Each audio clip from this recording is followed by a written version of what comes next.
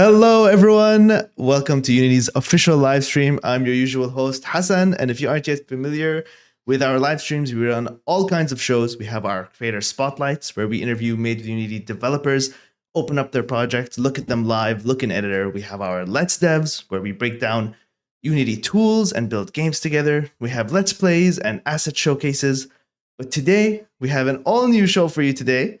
We have something called Unity Tales. And today is the first episode of the Unity Tales.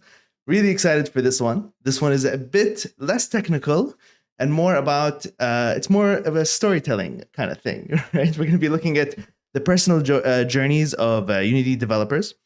And for today's guest, it's been a long time coming. We've been rating this person's streams and supporting each other's streams back and forth for the past 2 years. Our guest today is Lana Lux. Very excited for this. Before we bring Lana on and ask her about her journey, let's look at a quick glimpse of her game, Strain. Let's get to that trailer.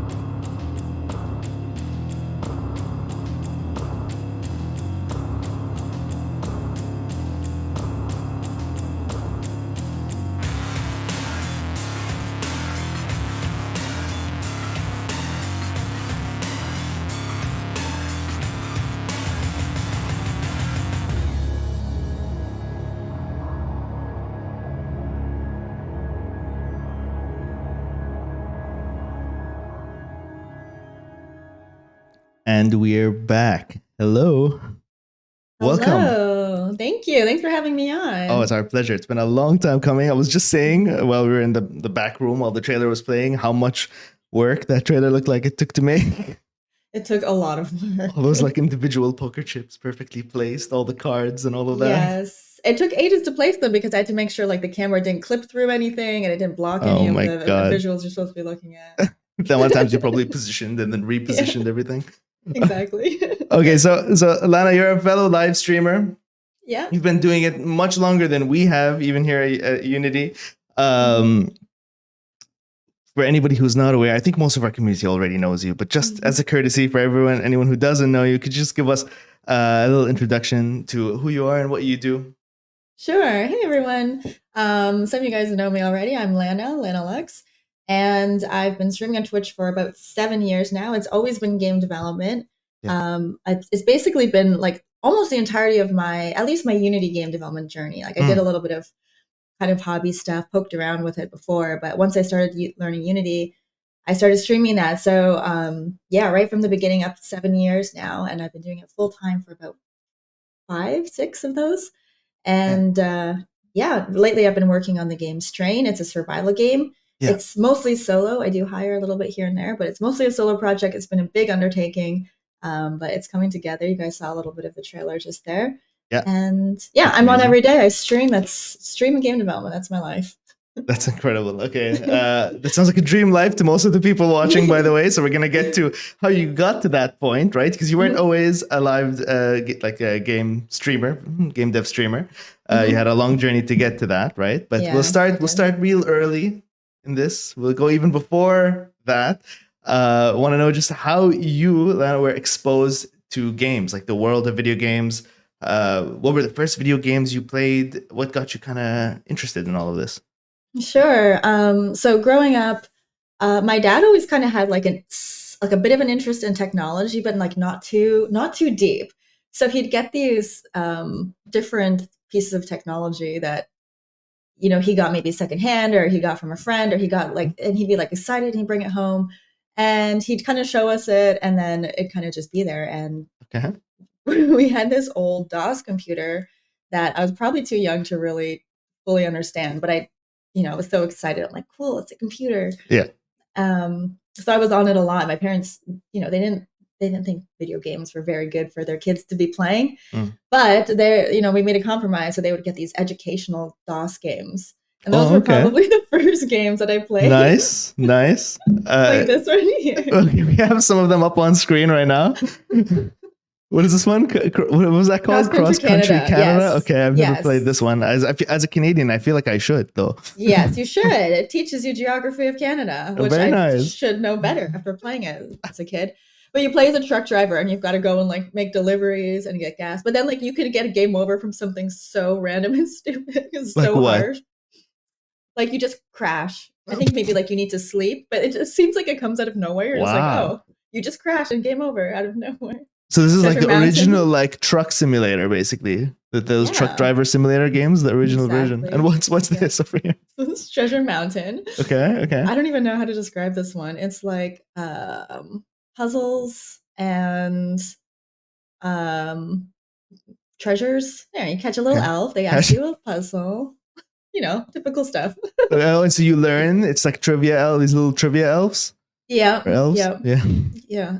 Nice. Another one, I don't know if there's a video of it, but Math Blaster was one that I really liked. Math Blaster is my jam. There it is. Math Blaster I played. Now that's what I grew up on. Yeah. Yeah. And like I got so into the game that I had to keep leveling up. It's like had a grade 6 level, had a grade 7 level. And I just got really good at math and like educational stuff because I was obsessed with video games. So I mean, what my parents were hoping for, like it worked out. So your parents' compromise worked out. Yeah. That was like ultra effective. Like you got good at math and you became a game dev all in one. This was like there you go. True. more than you could ask for. Okay. Yeah. So you started there, and then what happened after that? Like did it transform? Did you start to play other games?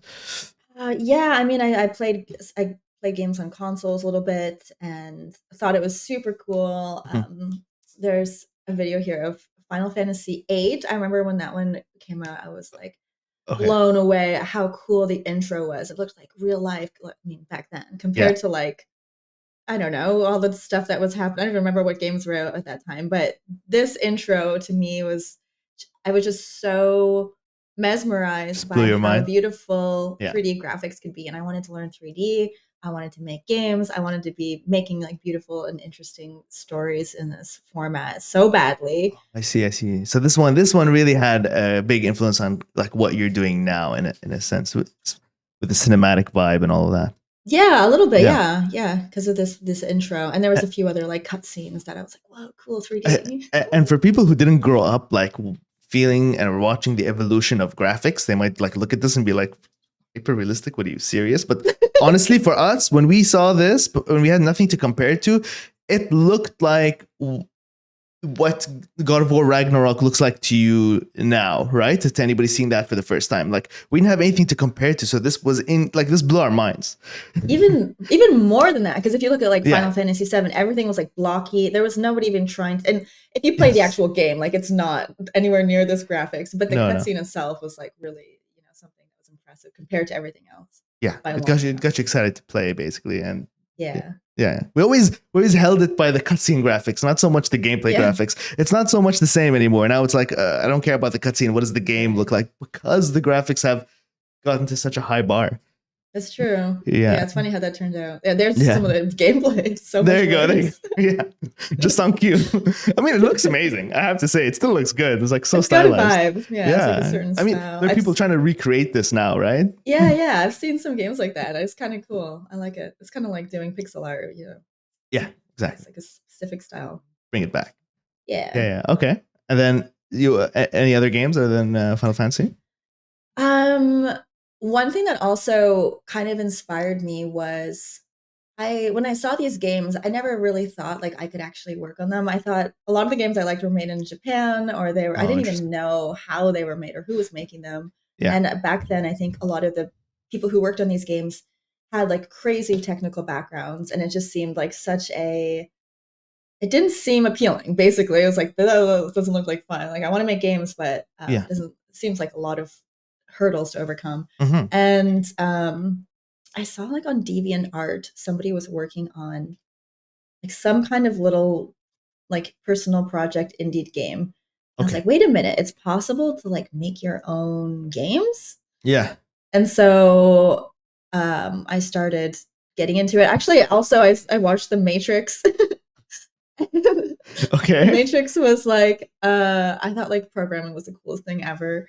And you And so watched it I like when it started came out, or you watched it like later? no, when it came out, Nice. Yeah. Yeah. Yeah. Yeah. And so I started just I didn't even know what to look up. I don't even know if information was available online back then. But I learned how to like inspect element of a website, and I just like Nice. looked at what was there and then they copied and pasted until I could deconstruct what it was made up of and started like making things that way. When you Taught opened Visual myself Studio, JavaScript. were you just waiting for like it to start talking to you? Visual Just to, Studio. like when you ever like open your programming interface, were you waiting for it to just start talking to you like Oh Neo? yes, it's like yes, Like yes, Lana, it's finally my follow time. the white rabbit. Escape. Yeah, yeah. Okay, cool. So the Matrix kind of influenced your like that journey in general, right? So okay, so what happened first? You saw the little. I guess you saw the Matrix before you saw the that little indie project. Yeah, I think so. Yeah, I think I got into programming before I thought about game development. Okay, nice. Yeah. And then where did that take you? Where did that take me? Honestly, I didn't really prioritize it for a long time. I always had the interest, and to be Mm, honest, I kind of kept it as like a little secret. nice. I I didn't want people to know. I don't know. I was embarrassed about it for some reason. For Oh, like okay, interesting. during high school, and I would design games and draw art for games and learn to Mm, program and do all this stuff, but I never told anyone really. yeah. And I think there was like kind of a stigma back then that I don't know why I was feeling like that, but I guess I did. But I still did it as a hobby, and I went into do other, a different, totally different education, and then an even different career path for a long time. But I kept kind of playing around with different ways of making games. I think the next thing I started doing was like Flash games. So I made some Flash games. Oh, nice. Um, While and working like a job, or this is even yeah, I before that. started learning Flash like earlier on. I was doing web development and graphic design. So I was using Okay, cool. Flash to make websites, which is hilarious to think of Oh, now. okay, interesting. Okay, and then And that was your like full time job doing like UX websites. Okay, cool, yeah. cool. Yeah. So I was making websites in Flash. That was early on, but and then I learned obviously how to make games with it because, you can just do things slightly differently now you have a game. Yeah. So I was making some games in Flash, and I played around with like Apple's before it was Objective C for a little while. I tried that, and I Mm, tried some Swift, and I did some worked with other developers as well, made some little rough games, but I never really finished nice. any of these things. Yeah. Except I did finish the Flash games, and I had them on like DeviantArt ages ago. Okay, cool. And I was getting a lot of feedback like, oh, can you add this? Can you add that? And I was like, yeah, I can add those things. They were super simple, like, simple RPG or simple puzzle You games, had a simple. community like asking you for updates. Yeah, That's sick. yeah. Okay, that's great. What were the And games like? oh, like I said, super simple. Like there was an RPG, there was some puzzle games, there was some like room decor games, there was some character creation So you games. made a lot of stuff. Yeah, I love doing these kinds of That's things. that's sick. Okay, And so people were like, "Oh, add this, add a backpack, add a wolf tail." I'm like, "Okay, I'll add a wolf tail." that's Like, specific. sure. Okay. Nice. And so I added these things and like they started evolving and people were playing them. I was like, I should just take them off DeviantArt, Yeah. link it to my own website and put some ads on it because I'm like, maybe I'll Oh, make okay. a few bucks off of it. Yeah. So I did that and I updated a few times, but then I kind of just left it. And then like a while later, I realized I was making like every month I was making like $300 to $500 just from this ad revenue on these flash games. No way. And Okay. I was like, whoa, maybe I should, pursue this further. Like I haven't even been trying really to do any of this. And it kind of inspired me to get back into it when I discovered that.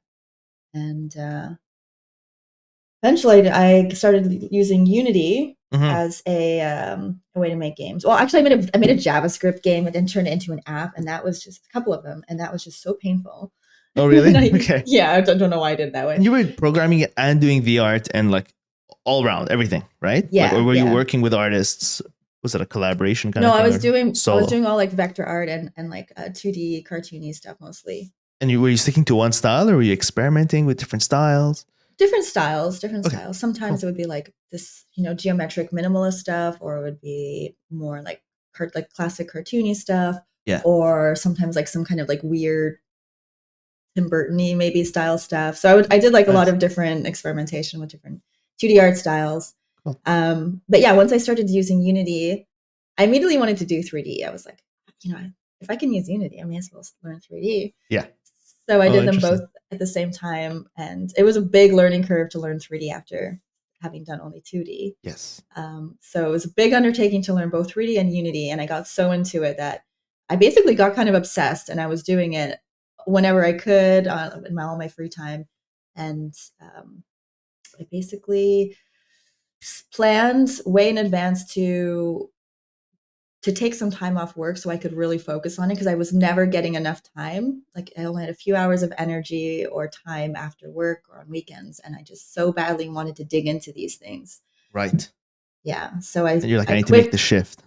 Exactly. Well, Yeah. not even I wasn't even necessarily planning on like going full time. I was like, I just want to take time off. Okay. I'm going to quit my job. I've got, I worked at a few places where it's contract roles and they're like, you can come back anytime. Like, just let us know. We'll have a spot for you. So I was like, not a big risk. I gave 3 months notice at my job. And then like, I was like, I'll just do this for a few months and then I can finally dig into it and then take it from there. So I did that and I started streaming while I was doing it because it was, well, I still was streaming already, but I just started streaming more because I was online anyway or, working anyway. Yeah. And that is when I just kept doing it. I got really into it for quite some time. And I managed to make things work financially for some time, just, with my savings. Mhm. And then Microsoft reached out and started sponsoring me and more sponsors came in and I was able to stay afloat. So I just kept doing it. I mean, first of all, that's incredible. I love that your work was like, hey, no pressure. You can come back anytime. That must have made it feel like you could do it comfortably. You could go into it just feeling good. Mhm.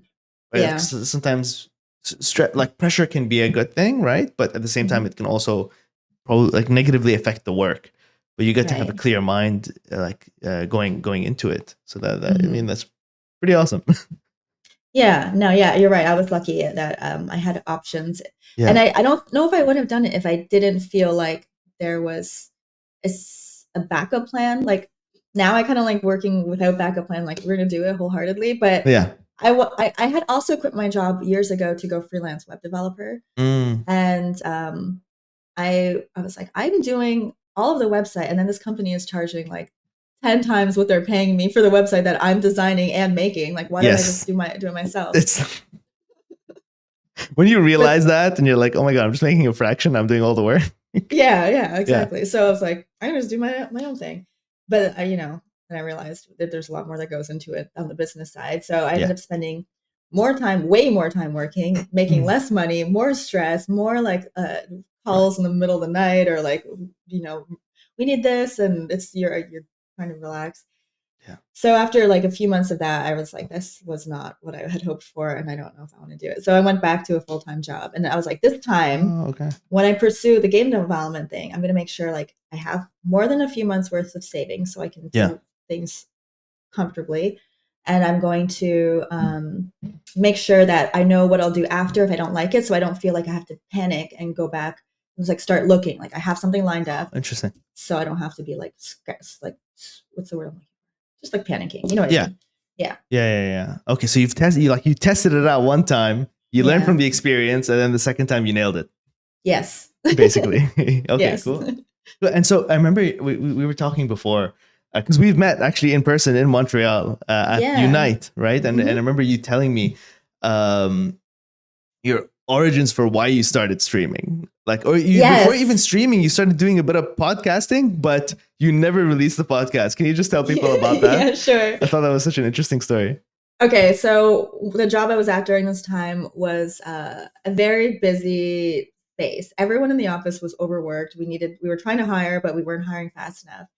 And so you'd come into the office, I'd come in an hour early and a lot of people are already there in the thick of their work. You'd maybe get somebody might look up and say, hey, but like people were really into their work and I would sit down and I had a lot to do. So like I was just sitting there all day working, like not talking to anybody. I'd come home and I would do game development stuff. So again, I was not socializing that much at the time. Right. And I started like developing a stutter. And I heard on a podcast that the host of the podcast, he said he is very charismatic. Actually, it's Pat Flynn from Smart Passive Income. So I was, planning to start Nice. having a passive income so I could do my own thing. And so I Yeah. was listening to his podcast, and he said when he started, he decided to do a podcast. He didn't edit it, and he was so bad. But as he kept going, he knew he couldn't edit it, so he had to just get better. Yeah. And over time, he became way more charismatic. He got rid of his stutter or whatever, poor speech or conversational skills he may have had when he started. And I thought, yeah, that sounds good. Maybe I should do that. Nice. So I kept sitting down and like trying to record something, but I was sit down like after 10 seconds, I'd be talking. I'm like, I kept re-recording. Like, Okay. I can't do And what were you this. talking about? I think user experience design. Okay, and you're just like, Yeah. I'm gonna talk about this subject, and you just go off. Stream Yeah. of consciousness. I had like some things that I wanted to, like things that I had learned that I wanted to share that was Oh, I interesting see. in I the see. user experience. Yeah. And So you were planning on releasing this podcast, actually? I wasn't like trying to make a successful podcast. It was more the act of doing it and Right. putting it out. So I had this sort of accountability to keep working on it. But Gotcha. I couldn't even record a few minutes of it without just cringing at myself and stuttering over my words. And yeah, it was pretty bad. Yeah. But that's how you learn, right? Well, I wasn't learning very well. So that's why Twitch seemed like a good option because Okay. I just, once you're on, you're on. You can't hit the re-record. If you stutter over your words, you got to figure out a way to resolve it in I real know. time. So I started streaming, and I didn't know what I was doing. I just was like, let's start it. And one person came along, and they're like, "Your mic sucks." I'm like, "Okay, all right." That's what we go. The lag is crap. Like You still get those, don't worry. no, they were right though. So I was like, okay. Yeah. They're like, we can barely even hear you. I'm like, okay, I gotta get a better mic. Okay, I better upgrade my internet. I better get a better camera. And so they're like, you better get headphones or whatever things that people would just come in and complain. And I'm like, well, I guess I better listen. I don't know what I'm doing.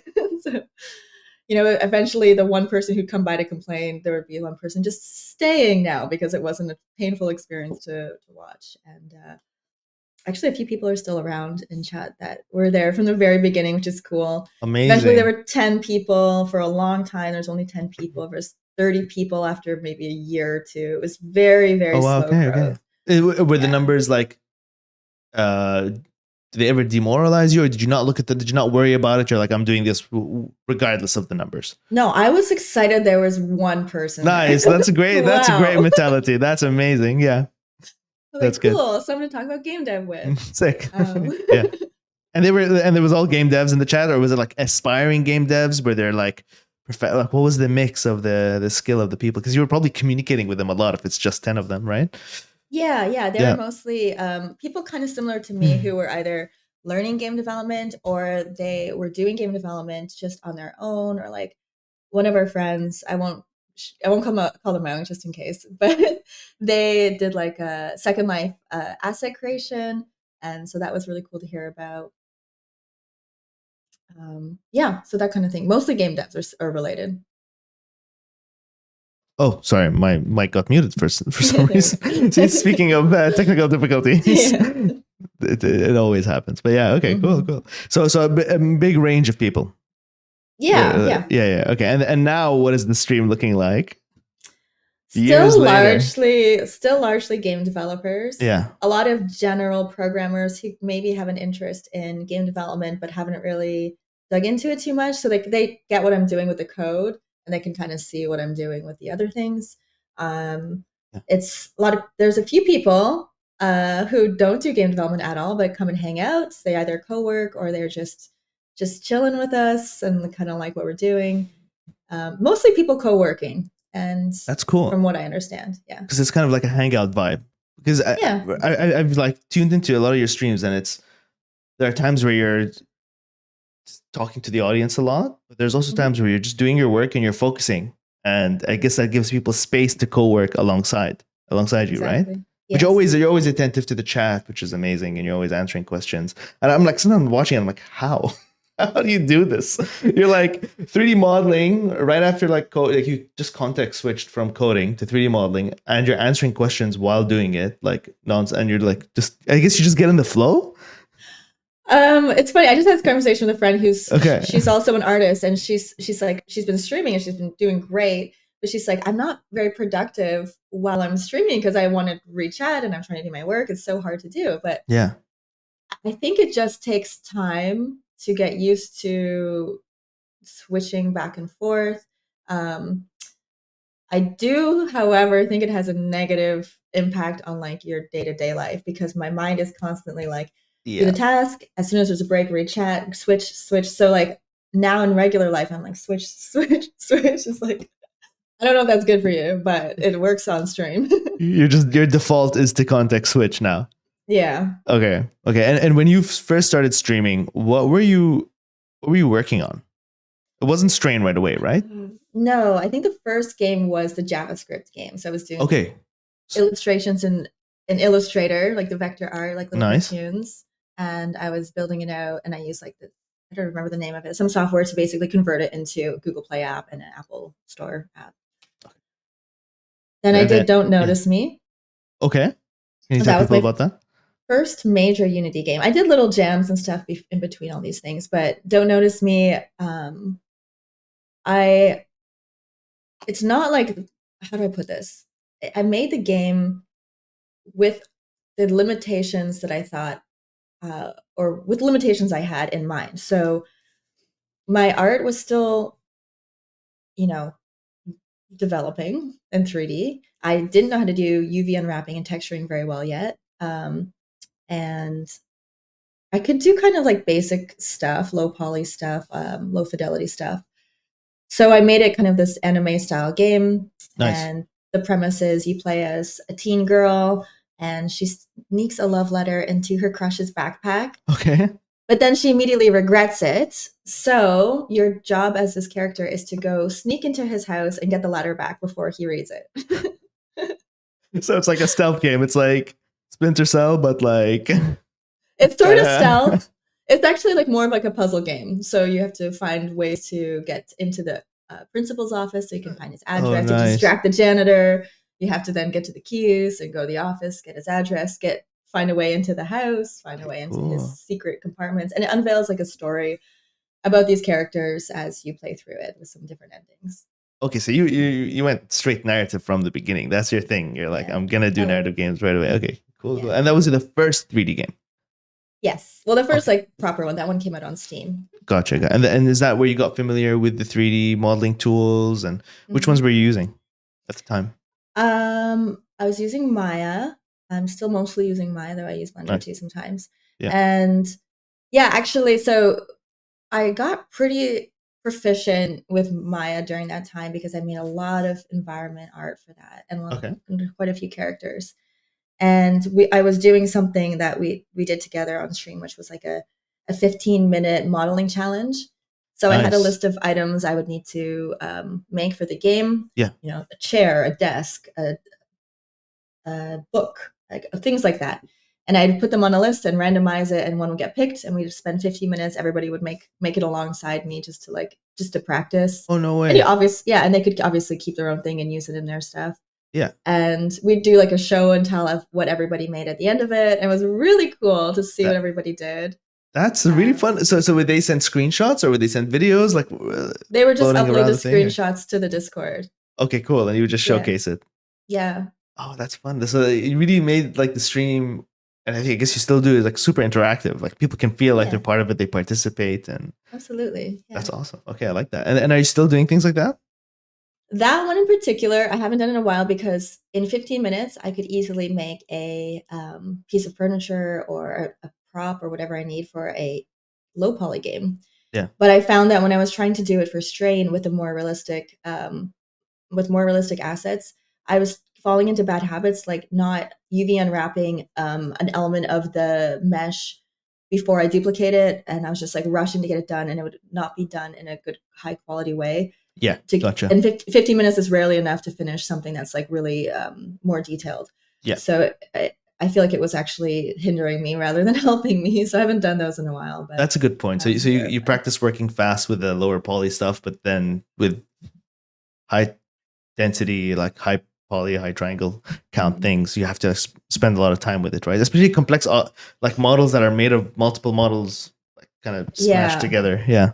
And sometimes I'm now doing like sculpting, and then I have to like, take the sculpt and retopo that piece and bake it down. So like there's a lot more involved stuff with this style. And in the trailer, sorry, go ahead. Mm-hmm. Go ahead. We haven't done in a little while, but one thing that we also do that's kind of more interactive is we'll do like a 1 hour composition challenge. So I realized I was making all this art, but I wasn't getting good at like showing it off in a nice way. So I thought it'd be fun to do a 1 hour where you take any assets you've made before or free assets or whatever you want to use, and just put it into a scene in your game engine or your 3D software, and put it into like a nice composition. And instead of using themes for that or like words, I had drawn out like really rough, stupid looking like thumbnails of like a nice composition. So there'd be like a focal point and lines going this way, and you can interpret it however you want and put your scene together based on that. Okay, that's so another kind of like creative type of challenge. You do the thumbnail, and then people would work around that. Yeah. Cool. Okay. And for the trailer that we saw earlier, not this one, we'll put the cinematic one up again. You did all the 3D modeling for all the characters on that? Yes. And in ZBrush? No. Or both? Blender for the sculpting, actually. And then really? Maya for a lot of the other stuff. Okay. Have you used ZBrush in the past, or are you just... I started learning it, but I don't know. I kind of liked Blender's.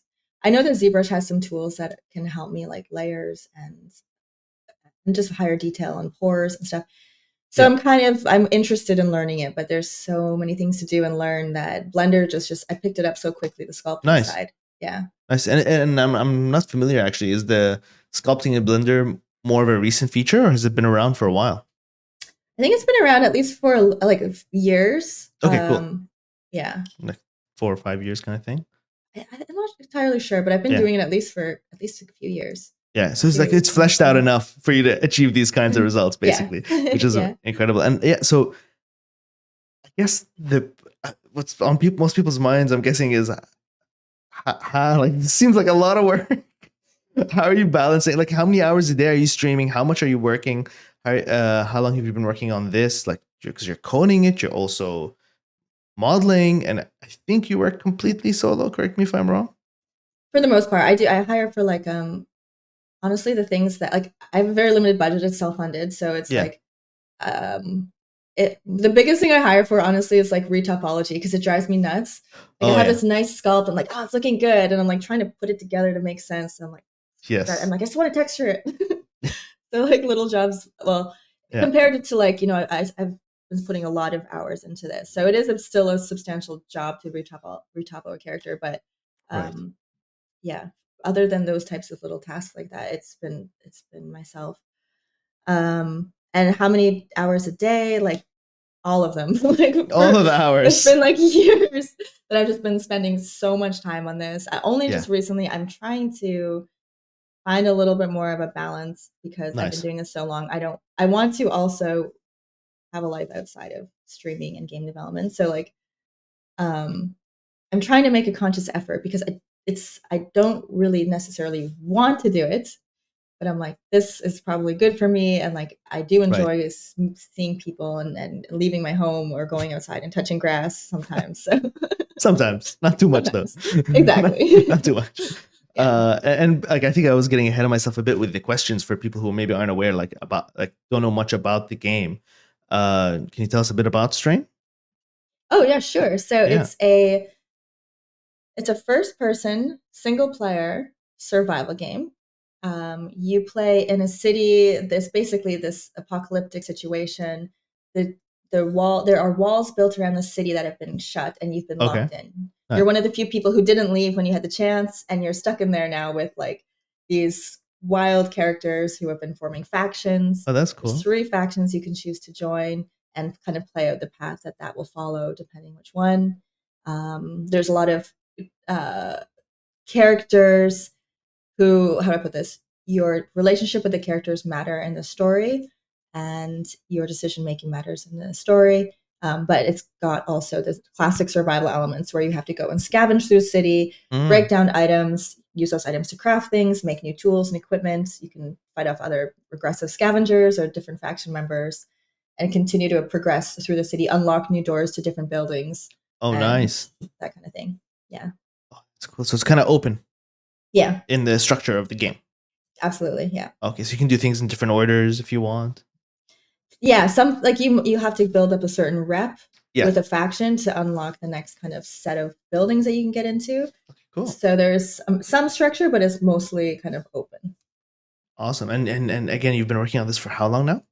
This has been over 3 years now. Okay, cool, cool. Yeah. And is there? It's on Steam, right? So people can wishlist it. Yeah. We'll drop a link now, right now in the chat, so you can everyone make sure to go wishlist, go support the project. Thank you. And I mean, this is the most annoying question, but like, do you have like, are you planning a year's release year? And you know, how you could just say no comment if there is no comment. So I don't have a specific date, and it's Yeah, even hard to get a general date. But I yeah, have changed things since I put the demo. There's a demo if you guys want to check it out on cool, that Steam page. So I got some feedback, and I decided to change how things go so that it's a little bit more modular. So that instead of having to finish all of the story elements, every building, all of the level design before you can play it, it's now like modular, so I can have a few things in. So the city is procedurally generated, nice. and there's different like um, building sizes. So Mm, it could be a different building that's like a one by, it's on the grid. It's like a 1 by 1 or 1 by 2 or 2 by 2. So yeah, there's different buildings that can spawn in each part of these different uh, blocks of the city that are also random. And so right now, if you play the game, you'll see a lot of repetitive buildings. But you can play the game. It's not really that big of a deal. It's still, it's still interesting and fun. There's still a solid loop there. And then as I add more content, it'll just be more variety and more less repetition. So I think nice. that means it will be playable sooner. Okay, It'll just cool. be like the sort of an MVP of it. Like an Um, early access kind of thing, yeah, well, I'll start with giving it to the Kickstarter backers, the top tiers, and then right? roll it out to more and more of the backers until it's like in a place where I'm going to do early access. Then I can just continue to add all the content that I feel is needed, and then finally full release. And so you did a small release, like you did the demo, and I Mm-hmm. remember you telling me you got some feedback on it, and you adapt feedback. Can you tell me a bit about that, like experience, putting it out there, your baby out there for the first time? Yeah, no, it was very intense. So the Yeah, Kickstarter I was planning for a long time, but I was sort of just thinking like it was kind of going alongside the stream, which most people had sort of seen the game and knew what it was about. But the more I talked to people who had done Kickstarters, the more they recommended like just put a demo out in case people like haven't seen your game, then they can actually try it instead of just seeing it, and it has a way bigger impact. I was like, this is a good idea. I'm like, I have 2 months between now and when I like definitely want to launch. I've already been kind of putting it off and trying to find the perfect time. I'm like, I can do the demo, I think, in 2 months. So I started at beginning of December and just like took the game that was functioning pretty well and put it into like a standalone prequel to the game. And so that's what I worked on for 2 months and put it out. It was a lot of work. It was very stressful. But it was also really rewarding to watch people play it and get all of the feedback and just see so many people play it, like compared to before I had tested it. It was fairly good feedback, but watching people like play this version of it and multiple people, like much bigger numbers, it was Oh man. way more feedback. And it like it was more easy to see patterns that people were getting stuck or not liking or liking and that kind of thing. And were you just watching their uploads on YouTube or something like that? YouTube, Twitch was a big one, and also just comments in the Discords that people had was also really helpful. Stuff like that. Nice. Mhm. Okay, and so I guess you've made a lot of changes since then. Yeah, the biggest one was that the story element that I made was played through in about an hour or two. But then there were people who were just seeing how long they could survive for, which wasn't really the point of the demo, but it was an option. Oh, that's cool. Yeah, and they were like, it was really cool to watch them play. Like people were playing it for days, and it was really, really fun to watch them play. And they were getting into it, and they were like doing pretty good. And that's where I got a lot of feedback as well from watching them play for like quite a while. They got really into the balance and everything, which was really neat.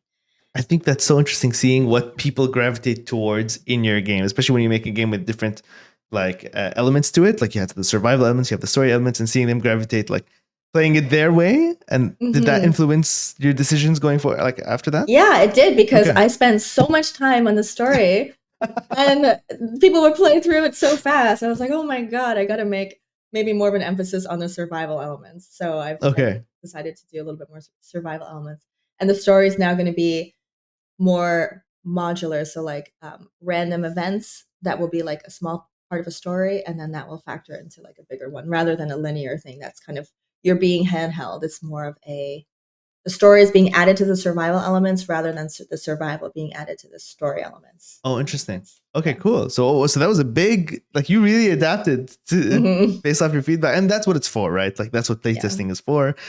And anybody who starts like jumps into game development eventually learns that. But I'd love to talk about your approach to playtesting, because different people have different styles, and I'd just love to know like your attitude towards it. Like if you get positive feedback, if you get negative constructive criticism, how do you take it? How do you perceive it? Do you have advice for people who do playtesting? All of that. All of the questions. Okay, sure. Yeah. Well, my background is in web development, but also I did user experience design for a long time. So user experience design you do a lot of testing. Anytime you have like anything that you're not certain of, it's not an obvious pick. At least if you're at a place where they have the resources to do this. Whenever there's this question that comes up, you do some form of testing to get feedback and get like data driven decision making rather than like, I think it's going to be like this. It's like, no, we're going to find out for sure which is the best way to do it. Yeah. And so taking that and coming into game development was kind of challenging because your decision making is so granular in software development. I mean, it was banking. So like, when you're doing a banking platform, it's like, what should the term be for cash when you're doing a foreign currency exchange? And then you do like a whole series of tests around that one word. Oh wow! It's like really intense. Oh yeah! Oh yeah! Oh my god! So like coming into game development, there's so many elements at play. It's a little bit overwhelming. I want to test everything. I want to have like really data driven results, but it's also hard because it's not necessarily about completing a specific task. It's more about like how fun was that experience. So it's a different ball game. But I do really value getting feedback as early as possible, as often as possible. I've been lucky. A lot of people in the stream have offered to play the game and sit down with me, and we'll do a little video call. And nice. Yeah, often it will last. I'll be like, it's probably only going to be half an hour because I'm going to probably have so much feedback from just that amount of watching you play. And it's usually how it goes. And did that bring you closer to your community? Like, I mean, there are a lot of like streamers who just like, it's like a concert, your chat's just going off and you're just talking to all of them at once. But it seems like you have personal relationships with a lot of your audience. Oh my gosh, I feel like I'm closer to a lot of people in my Twitch chat than a lot of people in real life, just because we hang out all day, every day. And I don't even know some of their names or what they look like, but like I know what they're working on. Their tags. No, they're tags. Yeah. They're real names. Yeah, they're the names they chose. Yeah, exactly. So dramatic. Yeah. Okay, and so yeah, you did that, and then those playtests happened after the Kickstarter or before the Kickstarter, Uh, or like both? way before, way before. Oh, way before, and then you did Yeah, the Kickstarter. Okay, cool. Which was a yeah. successful Kickstarter. It was. Congratulations, Yes, which thank is you. amazing. Maybe like tell us a bit about that, like just the Kickstarter journey in general, because that we're talking about how busy you were, right? Like programming the game completely, all the art. People always say Kickstarter is a full-time job of its own. So now you added another full-time job on top of your like 3 full-time jobs. Yeah. Yeah. How'd you handle that? I love stuff. I love to do stuff. That's what a lot of people told me. Yeah. That it would be like that. So I left that month open. They're like, leave the Kickstarter month open to just do Kickstarter focused things. Mhm. Don't expect to do your game during that time. Preparing the demo. Well, I prepared this Kickstarter probably like it was ready to go like 6 months before I launched. I was like really, I had thought about it for a long time. I was thinking of doing it for marketing, but I was like, no, actually, the funding will be really helpful to like make sure that I don't have to stress about funding it for the last bit. Um, so yeah, the demo took along a lot of focus and hard Right. work. But most of the Kickstarter otherwise was already prepared before I started the demo, thank goodness. So that was already done. I did it slowly over time. I had started doing the devlogs that I had mentioned to you early in that process. I had planned them all out. I actually planned the Kickstarter process around the devlogs. Oh, okay, cool. Yeah, I had watched these like kind of corny. This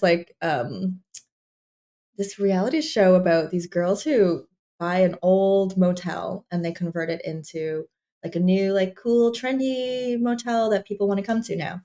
And Nice. it follows their journey doing that. And I was like, that would be so cool to have the same kind of thing, but for game development. Yeah. It's like see someone's journey, like the start of the Kickstarter, going through those steps, seeing what comes up for them and how they handle it, what works, what doesn't, and then the result, good or bad, you know? And that so, whole playlist is on YouTube now, right? It is, yeah. Okay, so we'll drop a link to that if you want to check it out right after the stream. Awesome, thank you. Drop it in the chat. No, for sure. Yeah, so I planned out the episodes and I kind of structured my work around that. I was like, first we're going to do, I think it was the demo. No, first I want to do a trailer because I hadn't really like formally announced the game. So that cinematic trailer that you played at the beginning of today's stream was the first thing I worked on, and like getting that together so I could be like, here's the game world, and had something to reference when I talked about it after that, and get some visuals that I could show on the Kickstarter and that kind of thing. So I did each episode on a different topic, and I kind of structured my progress that way for the Kickstarter. Okay. And yeah, that's a like the way that you talk about it, like it all happened in like order. Like yeah, I did this and then I did that, but I'm sure it was like 8 things at once. No, it was kind of in order because Really? like I Okay, said, nice. I started planning it a year before I even did it. So I was writing out basically the structure of the episode that was going to. I'm like I'll have to do this work in order to do this part of the episode. So I had been planning it and structuring it in such a way that where it was like trailer, announcement trailer, prototype, next trailer, the Kickstarter page, the Steam page. Like so, I had it all lined up before I even did the demo. So luckily, it was like one thing at a time. Okay. Yeah. And I think that's how you have to do it because like a lot of people will look at a Kickstarter and think, oh wow, it just resonated with the audience and it exploded. And sure, that could happen if you're like super lucky, but that preparation goes a long way. Yeah. Yeah, like you don't like see a lot of the work that people put into it. Like you were preparing your free Kickstarter a year beforehand. That's amazing. Yeah. Yeah, that's a lot of work. I was thinking about a year before, but like yeah, after I had planned the episodes and all of that, I started to sit down and do it maybe like 4 to 6 months before I actually started going hands on with it. Yeah, still a lot of time. But yeah, so that's just like one of your like the docuseries was one of your. I could call it a side project. It's very related to your main project, but it was still a side thing, filming, editing, all of that. But you have other things that you're working on. So I want to talk about like all other things Lana Lux, right? You have your live stream, by the way, which again, we'll drop a link in the chat to that. Daily streams, very consistent, very reliable, always there for you if you want some amazing game dev content. So we'll drop a link to the live stream. You have the docuseries. There's your demo out on Steam. So again, go wishlist that. But then you also have something new, an all new project, which is I started a podcast. Nice. So it's called Headshot, and it's good. Honestly, to be perfectly honest, I started it because after streaming for so long and doing game development for so long and going to different cool game development events like Unite and other places like that around the city in Toronto, there's a lot. I met so many cool people, but like I don't know them that well, and I don't know what they work on that well. And a lot of the time when you meet these people in passing at an event or on a stream raid or something, you don't really get enough of a chance to like fully learn about what a person's doing and have those good conversations. So I was like, maybe I'll do a podcast just as an excuse to sit down with some of these cool people for an hour, share their work out with the community, because I'm sure people will love it and they would like people to know about their work. So it's kind of like everybody wins, you know? I love how so many of your projects are like an excuse to socialize. I need to. That's I'm always game deving. That's the origin of like 3/4 of your projects. It's incredible. It's true. I can easily just be on a computer alone for a long period of time. So I have to be like, I've been alone for. There was times where like I haven't left my house for a month because I get groceries delivered. I'm like, this is probably not a good idea. Like I haven't seen another person for 3 weeks at all, not a face. That's not good. So I have to force myself. I got to like make systems, put systems in place so that I actually live like a normal human being. I like it. But you always manage to like work it into the project. Like your systems are all project based. It's good. It's good. Hey, listen, it works. And so who like how many episodes have you put out for the podcast so far? I've recorded 13 now. Nice. But I've only put out 2 so far. Another one's coming tomorrow. Cool. I was gonna do 1 a week, but I've just been having so much fun, and like everyone I've reached out to is super enthusiastic and like, yeah, that'd be awesome. I'll join. Yeah. So I've recorded like so many that I'm like, if I put them all out one at a time, the next episode won't come out till like September. It will be out of date. So I'm doing 2 a week. I might even start doing more because that's incredible. You're just the pace you work at. It's really cool. It's really cool that it allows for a lot of consistency. It's like whenever you're always putting out content, and I think that's very good for like building a community and building an audience. And you have a Discord, right? So it's like your community lives somewhere when you're not live. Yes. And what's the name of the Discord? Or it's a public Discord, right? This is Game Dev, I think. I can't remember. Or it might still be Sparkle Part. I think I changed to This is Game Dev recently. Okay, our producer will find it and post it in the chat as well, so you can be part of that community. It's one of those 2 things. What was it? This is Game Dev or This is Game Dev. I think it's just This is Game Dev. Okay, we'll drop a link to that community in the chat. But yeah, that's a great way to keep a community going, is to always have something for them, always have content for them. I think that's great. And then outside of Game Dev, you have another very, I'm going to say cute hobby and very noble also, very which is fostering cats, right? Yes. Okay. So I found out that there's this thing that you can do, which is called, it's actually usually fostering kittens. Which correct. It's like a lot of baby kittens are born on the street and they come into the shelter, and when they're super young, which is a lot of the time, they need a lot of work to get them to a healthy state before they can be adopted.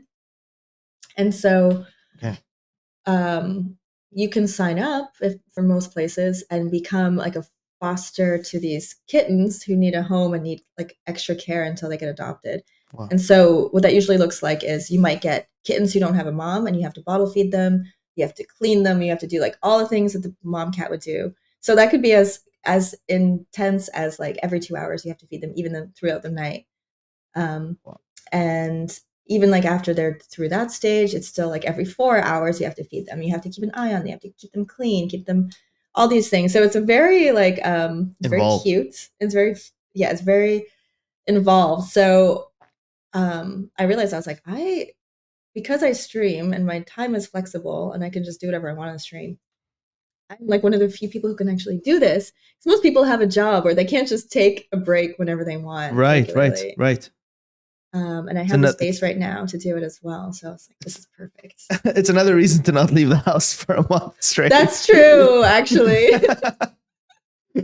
You always have a good excuse, you know. You always have. I think you always have a great like excuse for like canceling. You know what I mean? It's like, sorry, so funny. The kittens. Sorry, a podcast came up. I would love to come to your party, but my community needs me. That's funny. No, I don't cancel. I don't cancel. No, I'm just joking. Like something I gotta. But if you wanted to, I'm just giving you some excuses that you can use. Yeah. I mean, the 2-hour thing is like not for that long, and I don't foster all the time. It's only kittens usually only come in during the summer, and like it'll be for like a couple months, and then the shelter is super cool. They're like, you can take a break. Usually people need a break after fostering a litter. Yeah. And I recently had like a adult cat who had illness, so she needed someone to look after her till she gets adopted. So it's just, I can take them when I need them, and if I need a break for any reason, the shelter will look after them as well. So it's just to basically help the shelter so that those animals get a little bit more attention than they might at the shelter. Right. That's amazing. I think it's like balancing your life out with, you know, your hobby projects, but also community work like this, like good work is something we can forget to do, I think. And it's very important to highlight those things, because we can, with game dev, we can really get lost in it and become kind of like, I'm not speaking for you, I'm speaking for myself and for, I'm sure, if a lot of other people, but you can kind of become very self-focused. And I don't want to say self-obsessed, but you can just like forget about everything, like the community that's around you, right? And so yeah, like it's awesome what you're doing. I think I wanted to highlight it because I think more people should go out there and like be part of the community and help out. And you know, it's not all about us. It can be hard to do. It's definitely if you can. Game development is demanding. Exactly. So I hear what you're saying. It's very easy to just get so lost in your own project that it's hard to make time to do other things, but it is nice. It feels good. Yeah, it's a good reminder. So now I want to get to like a little fun part of the stream where I throw some lightning round questions at you. We're kind of wrapping up, and then at the when we're done with that, I'm gonna ask you for I'll do the outro where what I usually do is I'll ask for like your piece, like a big piece of advice you have for like aspiring game devs, or your main advice for aspiring game devs. But first, we'll do our lightning round questions. Okay, so I have some set up for you. Some are harder than others, but I'm gonna try to answer them as fast as you can. Okay, I'm doing this for the first time, by the way. So let's see. It's called lightning round for a reason, Lana. Okay. All right, so let's go. And chat, feel free to chime in as well. I want chat to type in your answers for the questions at the same time. Okay, and also if you have questions for Lana, throw those in as well. So let's do it. All right. So top 5 games all time. Okay. Mass Effect trilogy. I'm kind of as one. Nice. Minecraft. Good game. Cool. RimWorld. I've been obsessed with for a while. Vampire Masquerade Bloodlines. Oh, nice. Really cool. And then Star Ocean 2, which is an old JRPG that had so many cool systems. Oh, sick. Yeah. Okay, good answer. Next question. First game you remember playing? Super Mario 1. No, Duck Hunt. Duck Hunt. Classic. I was too young to hold the things. I had to use a little pew pew. Amazing. Little pew pew. Nice. Favorite Unity tool? Dream. Oh, nice. Okay. Very cool. Very cool. Yeah. Mario or Luigi? Mario? They're super random. These questions are random. Upcoming game you're most excited about right now? Strain. Nice. Good answer. Vampire the Masquerade 2. No, Strain's a good answer. Which of your side projects are you most excited about? The podcast. It's really fun. Nice. Okay, cool. Yeah. This is a really stupid question. Cats or dogs? Cats. Yeah, because it's obvious. If you couldn't be a game dev, what would you be? Hacker. Okay, cool. Yeah. AI, yay or nay? Oh, I mean, yay, but then we're going to be our own destruction. So There you go. Okay. gonna regret that answer. And that was it. That was it for the questions. Thanks. So you did a great job. That was very fast. Very good. We got a dental hygienist as one of the chat's answers for what they would be I say if they were in game dev. Wrong. Whenever something goes wrong, I'm like, I'm gonna become. I forget this. I'm quitting game dev. I'm becoming a dental hygienist. Dental hygienist. Screw this. Formula One racer, like some random profession. Somebody said SimCity on floppy disk for their first game. Pillars of Eternity, nice. Deadfire, Mario, overwhelmingly. Sorry, Luigi. Classic. Okay, that was fun. That was great. I'm gonna now throw some of the questions that were thrown out during the chat. This is not lightning round. You can take your time. You can relax. Now. But yeah, okay. So here's a question. Question for Lana from Tapir2342. If Unity could make... wait, hold on. This is not a question for Lana. This is a question for us. Hold on. Teo2 asks, what got you into the visual side of game dev? Oh, I kind of started on the other side of it. So I was trying to make my own games for a long time, but I'm like, oh, this is really overwhelming. I'd rather do the art side because I like doing both. I'm like, I'll focus on the art side. And I kept trying to find devs to work with, and it was like really hard. Mm-hmm. Or they'd get pulled away to some other thing.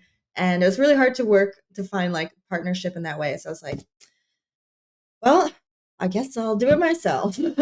Okay. So necessity. I was like, I started with the visuals, thinking I was going to focus on the visual, but ended up doing both. And now I like doing the programming more. So there you go. Okay, cool. Yeah. And Davina Duckworth asks, is Lana a fan of visual novels? You're very into narrative games, so I guess that's where the question came from. Many of them seem to use the RenPy engine with Python programming. Yes, I'm glad you brought that up. That was one of the things I've tried along my journey. I used to like visual novels. I don't know. I don't play games as much now. I get so consumed making them. I do like visual novels. I do appreciate them. And I did use RenPy, and I learned Python specifically to use RenPy. And I made I started making this like complex, like it was no longer just a visual novel because you can do a lot with RenPy. It's really cool. And it got so like out of scope. I'm like, what am I doing? I'm making a whole like management system within this visual novel engine. And I ended up not finishing it, but it's a very cool engine. Nice. Okay, nice. Yeah. So you are into them, but you got like too lost in what the engine was capable of. Right. And then when I learned Unity, I was like, I can do these things easier with an engine that's made to do them rather than one that's for visual novels. I see. Yeah. Okay. Makes more sense to use Unity now. And then Tapir2342 asks, I'm also in the position where I'm between jobs and might consider going indie. Can you ask Lana if she could share more thoughts on this topic? Maybe there's other people in a similar situation, but from other areas like musicians or other game devs. And you've gotten to speak to a lot of people. So, and you've had the experience yourself. So I'm wondering what maybe advice you have for somebody who's trying to go full time. Thanks for the question, Taper. Yeah. That's kind of what the podcast is focusing on, to be honest. Oh, yeah. Like talking to other people who are finding their way to do their passion rather than, a regular job that they're just doing to make money, and hearing their journey and how they go about it and things that they've done that worked or didn't work that might be inspiring for people. So that's part of why I wanted to highlight these things and share them with others, because maybe people will be inspired to do it or they'll learn something that will help them. I think the biggest tip would be to, it's really hard because everyone's journey is different, but to figure out a path that's going to keep you as,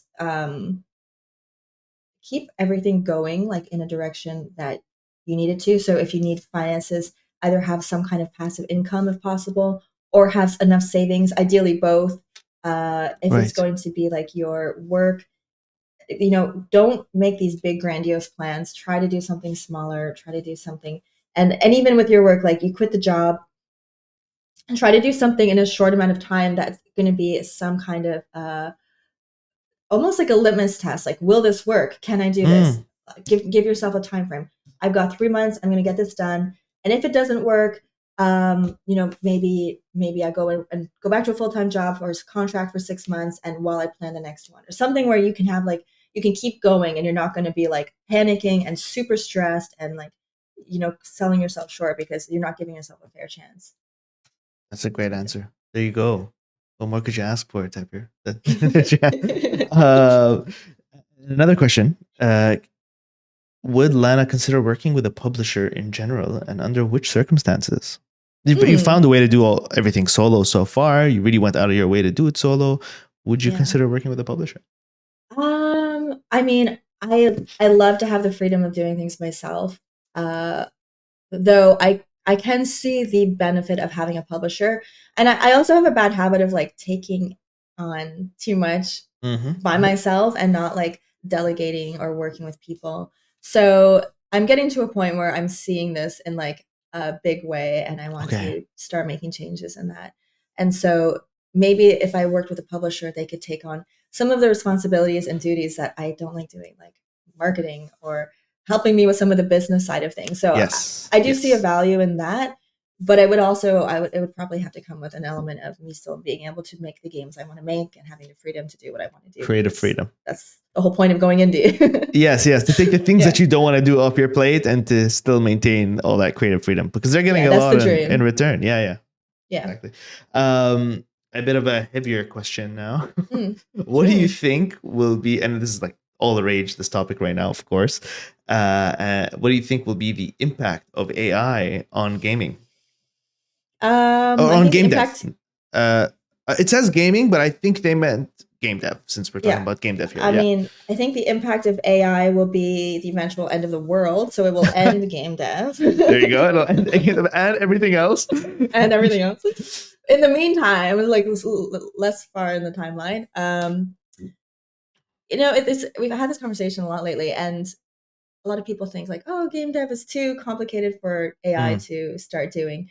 But I think the more I talk to people, everyone thinks their own profession is too difficult for AI to do until it does it. I'm starting to think like maybe it's not that difficult, and I think games can be made with AI, and it's gonna happen. Like we're starting to see each of the pieces come together. Like first we have 2D art is looking incredible with Midjourney and so many other platforms. ChatGPT is creating the story, and even the code. Or look at what's that other code? All the different AI code completion tools are incredible. Then there's like the code's happening, the art's happening. I'm seeing 3D text to 3D pop up. I'm seeing retopoing is coming up. There's so many. All of the elements are coming up to make a game.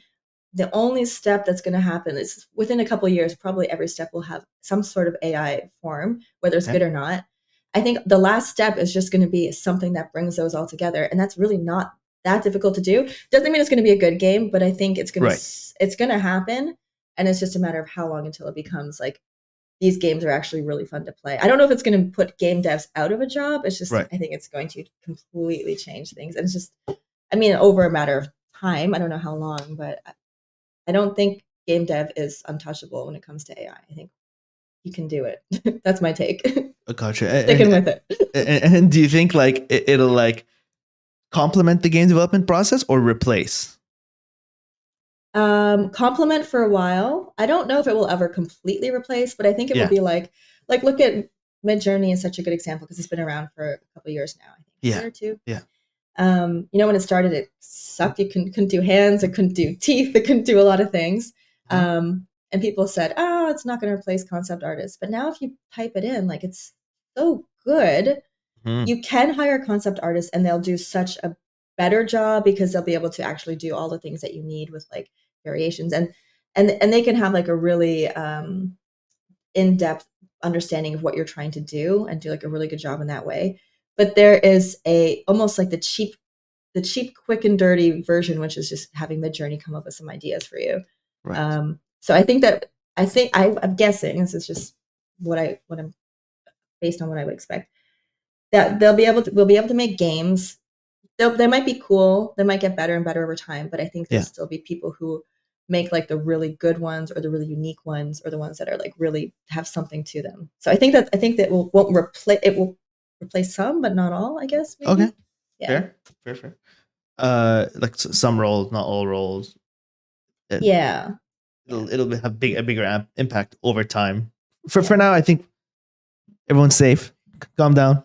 For a while. We've got some time. Yeah, we've got some time, The end of the world might happen from AI before game dev gets figured out.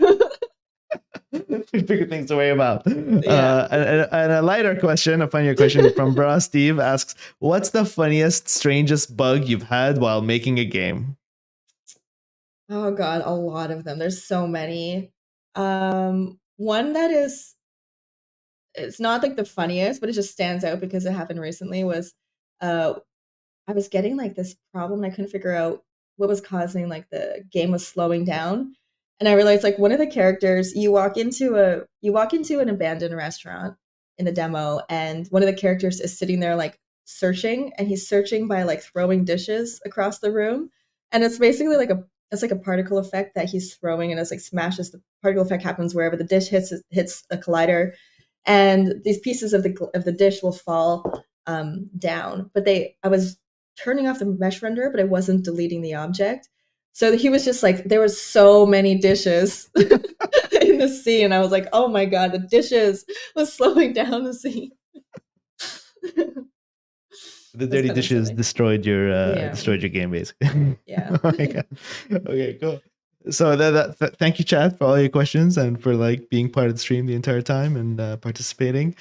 We usually wrap these with the creators like, and when I say usually, this is the first Unity Tales, but we do this similar thing on Creator Spotlight where we will ask the developers what their advice for aspiring game devs. And as a game dev yourself, I'm wondering, what is it's been a long journey for you so far. It's you've done so many different things. What's a big takeaway that you'd like to pass on to the people watching and people? There are a lot of people who in the chat who said they're like aspiring to be game developers. They want to go full time. And it can be about that. It can be about anything really. It can be about work-life balance, whatever you want to impart.